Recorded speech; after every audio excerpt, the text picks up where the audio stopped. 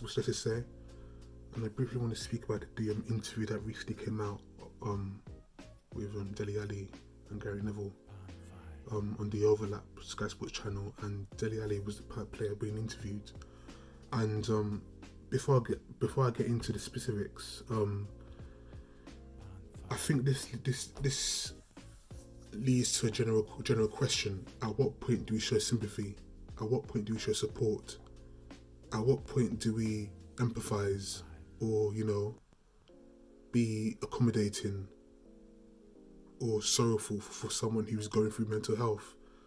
And now, in regards to Delli Alli, he revealed a lot of personal traumas that coincides with a pill addiction that he developed in recent years, and he's come out of it now because apparently a tabloid was going to expose him, or come out, report that he is in rehab in America, I believe, and a tabloid newspaper were basically going to come out with a story, and clearly it was to be as scandalous as possible. That was the intention, at least. But Delli Alli decided, no, I'm coming out with this story so that the papers can't twist my narrative. So fair play to him on that. Now, obviously, I was aware initially about he didn't have the most stable childhood growing up. I didn't know the extent of it until now. So and listen, I'm not going to kick him out while he's down, because obviously in one of my last videos I criticised Delli Alli. I pretty much called him, in a matter of words, a bum, because of the way he was playing and the way he just regressed. But now that this interview's come out, I'm not going to go in that direction and try to make it seem as if he's trying to kind of make himself a what's the word, a sorrowful figure that people can feel sorry for, rather than criticise for the way he's regressed as a footballer. I'm not going to go down that direction. Question making it seem that he has ulterior motives of coming out with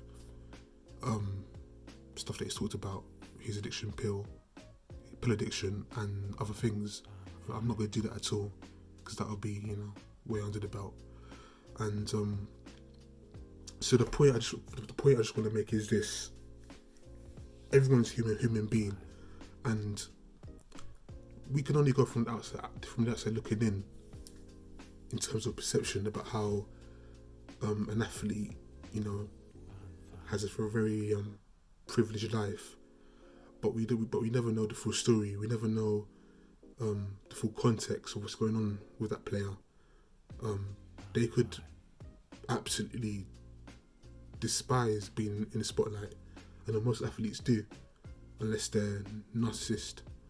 So with that being said, I do feel bad for the things for Delli Alli, for what he revealed to Gary Neville on Sky Sports. And so I wish him all the best. I hope he gets the help that he needs, and that he has good people surrounding him. And from what it looks like, his old former teammates at Spurs, Harry Kane, Eric Dyer, etc., they're showing their support to him. I just hope he gets the necessary help that he needs, because nobody's perfect. No human is. There's a certain point where every human can break, and I just really want him to get the best care and get the best support that he needs. And he still has a chance. I mean, he's getting older. He's in his late 20s now, but he could still have a revival potentially, and I'm sure people are going to be mindful of how they